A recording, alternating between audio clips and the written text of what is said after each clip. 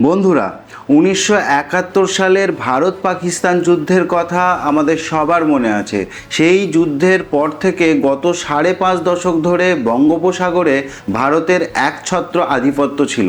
কিন্তু এই 2026 সালের জুনে এসে দক্ষিণ এশিয়ার ভূ রাজনীতিতে এমন এক ঘটনা ঘটেছে যা ভারতের জাতীয় নিরাপত্তা বিশেষজ্ঞদের রাতের ঘুম কেড়ে নিয়েছে।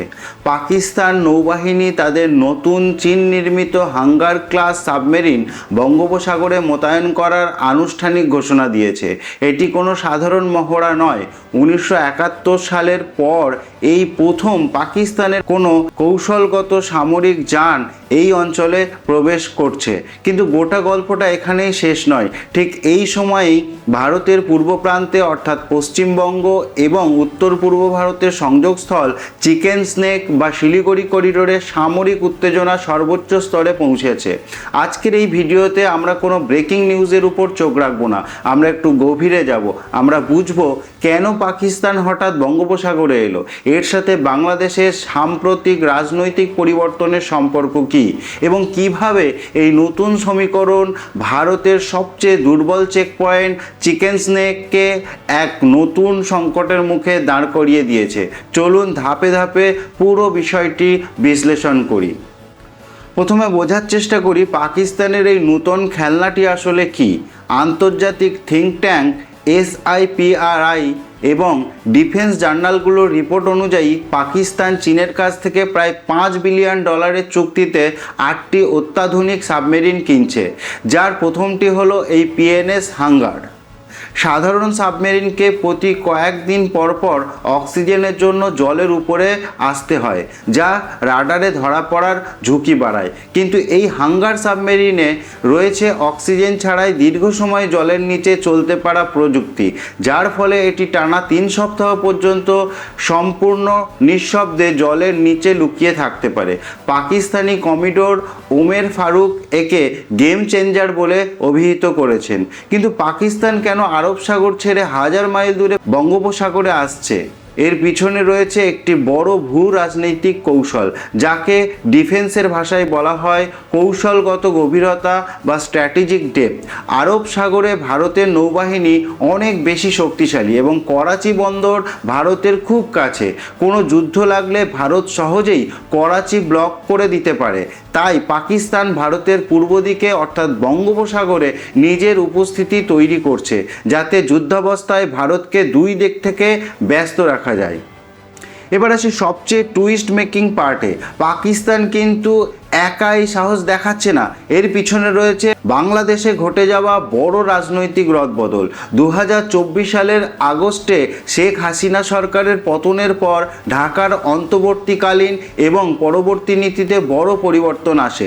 অবজারভার রিসার্চ ফাউন্ডেশন এবং আন্তর্জাতিক মিডিয়া যেমন আল জাজিরার রিপোর্ট অনুযায়ী সাম্প্রতিক মাসগুলিতে বাংলাদেশ ও পাকিস্তানের মধ্যে প্রতিরক্ষা সহযোগিতা এক অভূতপূর্ব স্তরে পৌঁছেছে।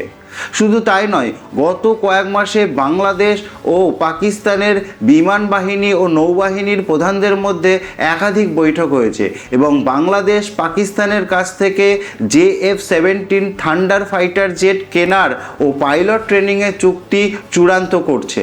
কিছুদিন আগে বাংলাদেশের নৌবাহিনী প্রধান আঞ্চলিক স্থিতিশীলতা নিয়ে কথা বলতে গিয়ে একটি ঐতিহাসিক মন্তব্য করেন, land divides but sea unites, অর্থাৎ ভূমি আমাদের বিভক্ত করলেও সমুদ্র আমাদের একত্রিত করে।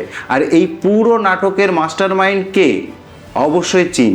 বেইজিং একই সাথে পাকিস্তান এবং বাংলাদেশ উভয় দেশেরই সবচেয়ে বড় অস্ত্র সরবরাহকারী। চীনের তৈরি সাবমেরিন পাকিস্তানি নৌবাহিনী ব্যবহার করে যখন বঙ্গোপসাগরে আসবে, তখন পরোক্ষভাবে ভারত মহাসাগরে চীনের যে স্ট্রিং অফ পালস বা ভারতকে ঘিরে ফেলার কৌশল, তা আরও এক ধাপ পূর্ণতা পাবে। এখন আপনারা প্রশ্ন করতে পারেন, সমুদ্রের সাবমেরিনের সাথে ভারতের স্থলভাগের চিকেন নেক্স বা শিলিগুড়ি করিডোরের কী সম্পর্ক? বন্ধুরা, এখানেই লুকিয়ে আছে আসল ভূ রাজনীতি। এই শিলিগুড়ি করিডোরটি লম্বায় প্রায় 170 কিলোমিটার, কিন্তু এর সংকীর্ণতম অংশটি মাত্র 20 থেকে 22 কিলোমিটার চওড়া। এর এক পাশে নেপাল, এক পাশে বাংলাদেশ, ওপরে ভুটান এবং ঠিক তার কাছেই চীনের ডোকালাম ও চুম্বি উপত্যকা। ভারতের উত্তর পূর্বাঞ্চলের 8টি রাজ্য অর্থাৎ 7 সিস্টার্স ও সিকিমের সঙ্গে মূল ভূখণ্ডের সংযোগের এটাই একমাত্র রাস্তা। ভারতের সমস্ত রেল লাইন, হাইওয়ে, তেলের পাইপলাইন সব এই সরু গলি বা চিকেন নেক্স দিয়েই গেছে। বিশেষজ্ঞদের মতে এটি ভারতের প্রতিরক্ষা ব্যবস্থার সবচেয়ে স্পর্শকাতর বিন্দু। চীনের থিঙ্ক ট্যাঙ্কগুলির দীর্ঘদিনের পরিকল্পনা হলো কোনো বড় যুদ্ধে এই 22 কিলোমিটারের করিডোরটিকে যদি বন্ধ করে দেওয়া যায় তবে ভারতের মূল ভূখণ্ড থেকে উত্তর পূর্ব ভারত সম্পূর্ণ বিচ্ছিন্ন হয়ে পড়বে। এতদিন ভারতের চিন্তা ছিল শুধু উত্তর দিক থেকে চীনের আক্রমণ, কিন্তু এখন যদি দক্ষিণ দিক থেকে অর্থাৎ বাংলাদেশ সীমান্ত এবং বঙ্গোপসাগরের দিক থেকে পাকিস্তান ও চীনের যৌথ নৌশক্তি ভারতের উপর চাপ তৈরি করে তবে ভারতকে তার সামরিক শক্তি দুই ভাগে ভাগ করতে হবে। সম্প্রতি বাংলাদেশের প্রধান উপদেষ্টা মোহাম্মদ ইউনিস তার চীন সফরে মন্তব্য করেছিলেন যে ভারতের উত্তর পূর্ব অঞ্চলের রাজ্যগুলি স্থলবেষ্টিত আর সমুদ্রপথে তাদের সবচেয়ে গুরুত্বপূর্ণ প্রবেশদ্বার বাংলাদেশ। এই ধরনের বয়ান ভারতের কৌশলগত চিন্তাকে আরও উস্কে দিয়েছে। তাহলে এই পুরো খেলায় কার কি লাভ ক্ষতি হচ্ছে?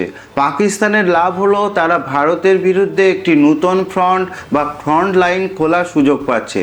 চীনের লাভ হলো তারা কোনো সরাসরি যুদ্ধ ছাড়াই ভারতকে চাপের মুখে রাখছে, আর ভারতের জন্য এটি একটি দ্বিমুখী কৌশলগত চ্যালেঞ্জ। তবে ভারতও কিন্তু হাত গুটিয়ে বসে নেই। মিডিয়া রিপোর্ট এবং ভারতীয় প্রতিরক্ষা মন্ত্রকের সূত্র অনুযায়ী ভারত ইতিমধ্যেই শিলিগুড়ি করিডোরের নিরাপত্তা জোরদারের কাজ দ্রুত গতিতে এগিয়ে নিয়ে যাচ্ছে।